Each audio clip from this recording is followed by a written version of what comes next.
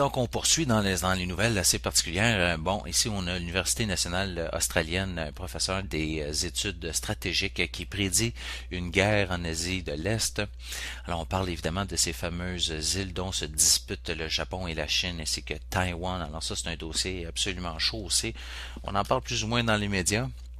Et puis, les têtes chaudes pourraient devenir extrêmement chaudes. Et puis, on parle de tensions politiques assez intenses ici, puis il faut connaître la culture asiatique, particulièrement chinoise et japonaise, où perdre la face est quelque chose de très redouté. Alors évidemment que les leaders ne veulent pas perdre la figure, la face face à leur peuple respectif.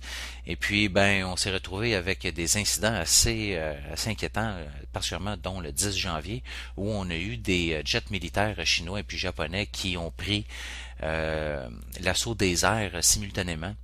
Et puis, juste par justesse, on a évité une escarmouche là, réellement. Là.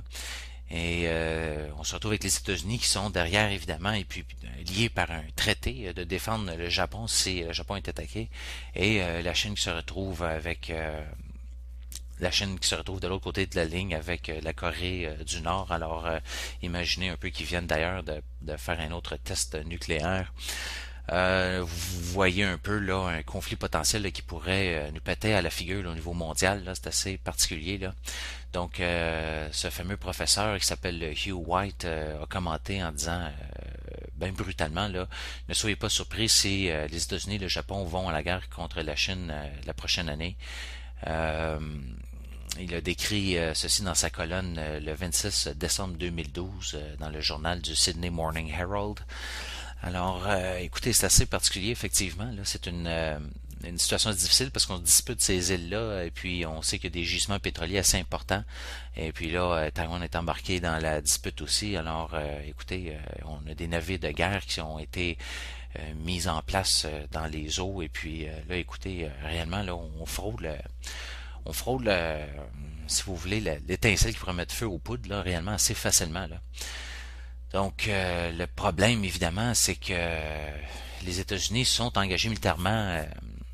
Si les États-Unis s'engagent militairement avec la Chine, évidemment, une confrontation pourrait aller du côté nucléaire assez rapidement, parce que les États-Unis, évidemment, le gouvernement américain ne possède pas la force militaire suffisante et puis l'argent en plus pour s'assurer dans le fait d'une sortie de cette guerre-là qui pourrait être victorieuse en réalité, parce qu'on sait que l'armée américaine est très épuisée puis appauvrie avec ce long conflit là, en Afghanistan, en Irak aussi, puis avec toutes les guerres non déclarées qui se passent telles qu'en Somalie, au Yémen, en Iran, au Pakistan, et puis dans une partie, enfin au Mali, en Libye, dans un paquet de pays comme ça.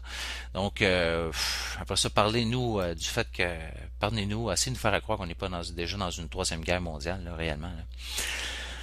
Donc, effectivement, que les États-Unis pourraient choisir des frappes nucléaires pour essayer de subdouer, si vous voulez, là, la Chine assez rapidement. Donc, des nouvelles assez particulières comme ça.